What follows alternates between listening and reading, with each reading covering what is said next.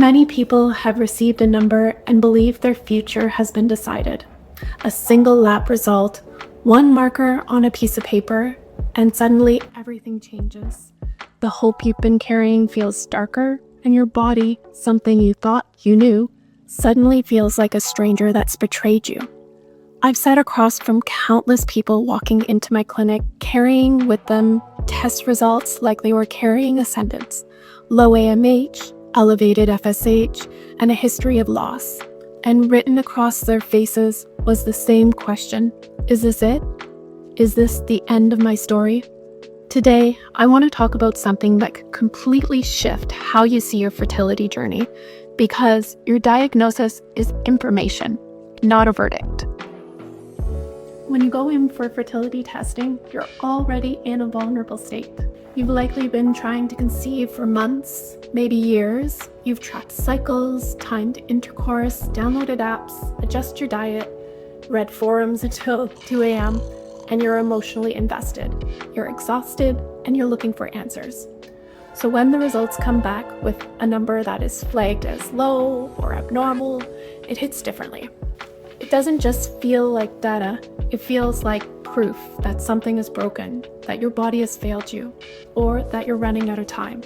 And here's what makes it worse: the way these results are often delivered. Many people receive their numbers with very little context, very little compassion, and sometimes very little hope.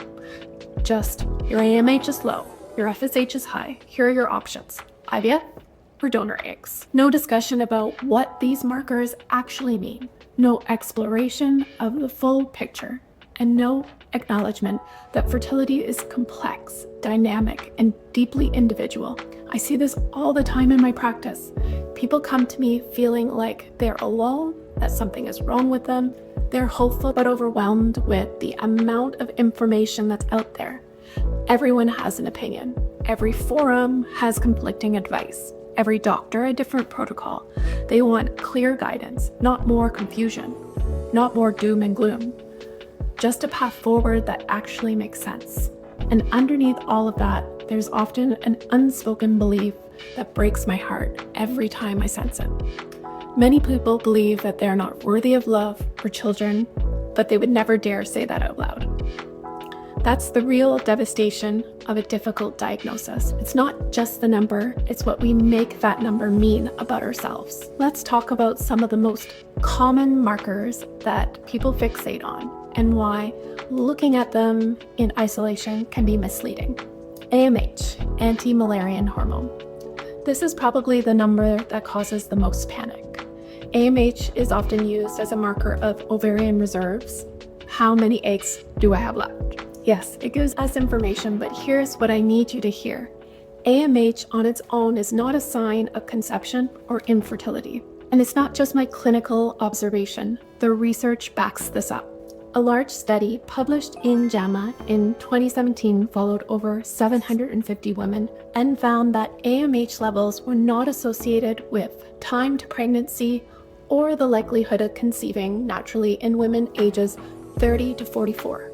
Women with low AMH conceived at similar rates as women with normal AMH. What AMH tells us is relevant for IVF. It can predict how many eggs are produced in a retrieval cycle, but for natural conception, it's just one piece of a much larger puzzle.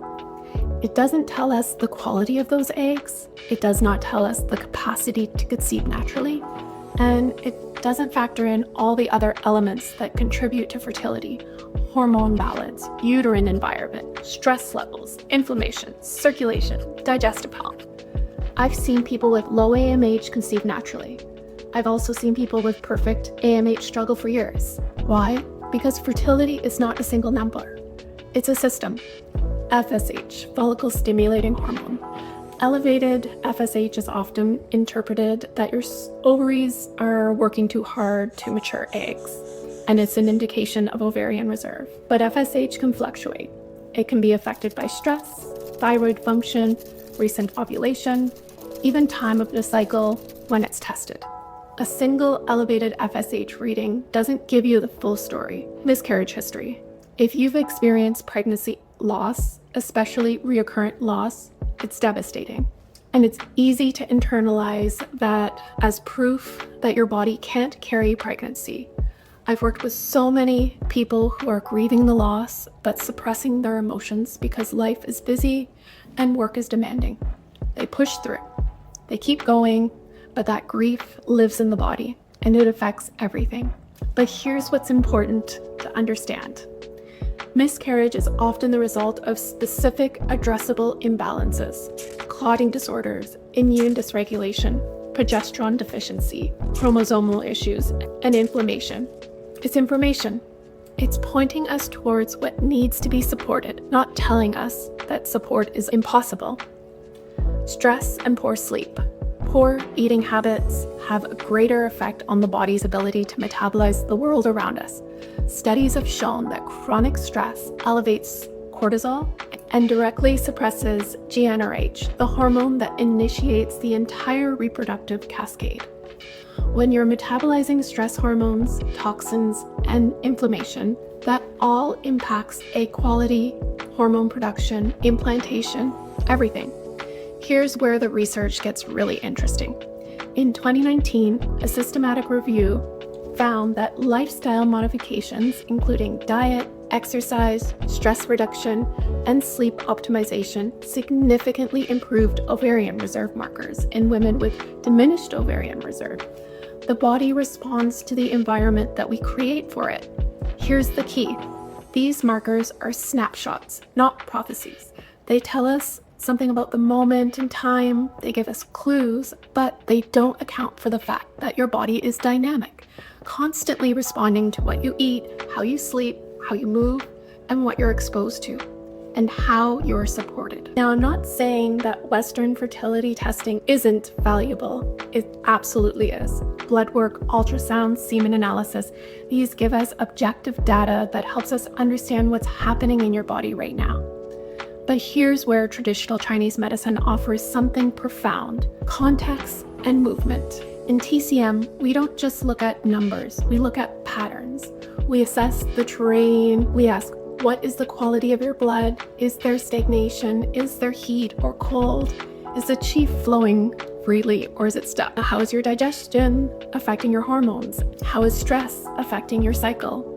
What is the state of your kidney essence, the deepest reserves of vitality that fuel reproduction? TCM recognizes that fertility is not static state. It's not something you either have or don't have. It's something that shifts and changes based on how your whole system is functioning. There's so much that we can do with TCM herbs or lifestyle changes. And it isn't just ancient wisdom, there's modern research supporting this approach. A comprehensive 2025 review published in the Journal of Ovarian Research analyzed 12 clinical studies, 38 research papers on Chinese herbal medicine for diminished ovarian reserve. The findings showed that herbal formulas work through multiple pathways, counteracting oxidative stress, regulating immune function, supporting hypothalamic pituitary ovarian axis to improve ovarian function and hormone balance. Similarly, a 2023 systematic review on acupuncture and ovarian function found that acupuncture treatments to improve ovarian blood flow, regulate hormone levels, and enhance follicular development in women with poor ovarian reserves. We can nourish the blood, we can tonify the kidneys, and we can regulate the cycle. We can address the root cause, not just mask the symptoms.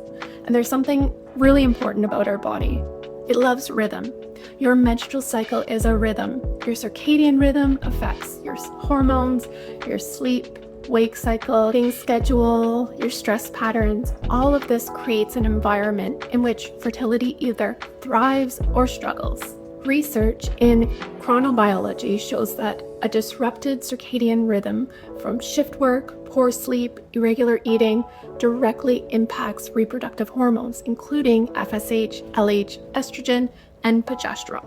When we work with your body's natural rhythms instead of against them, when we combine the precision of Western diagnostics with holistic wisdom of TCM, that's when we see real lasting changes.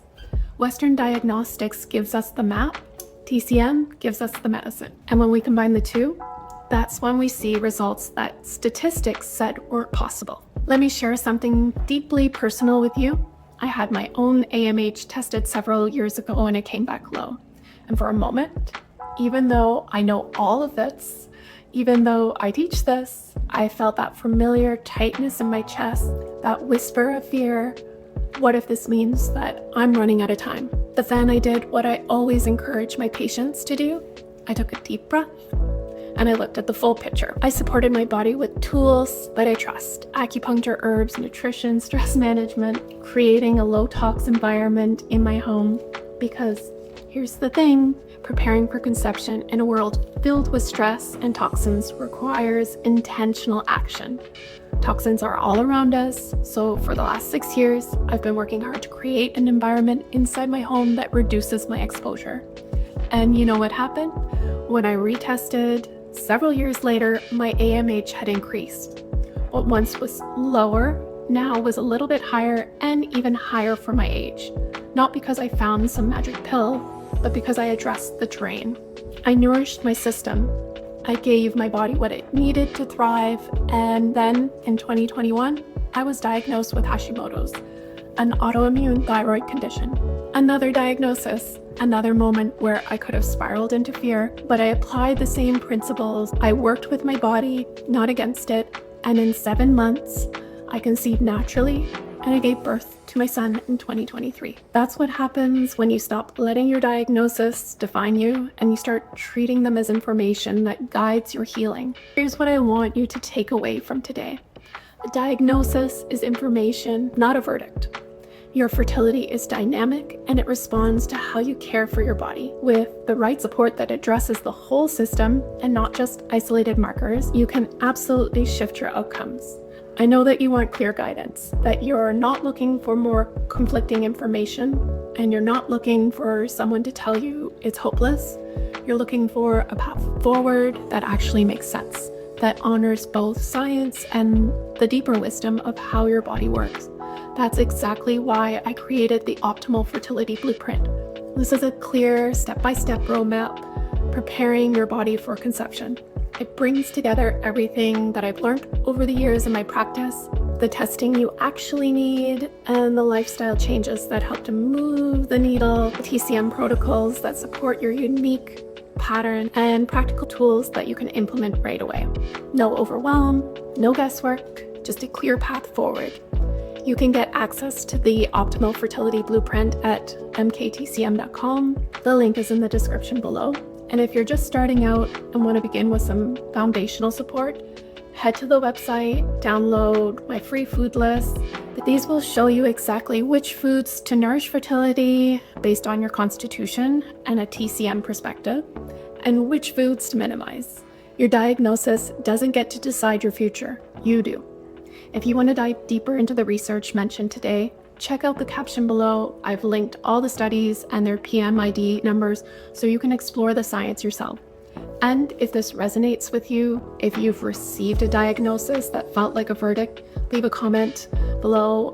I read every single one and your story matters. I'll see you next week for more.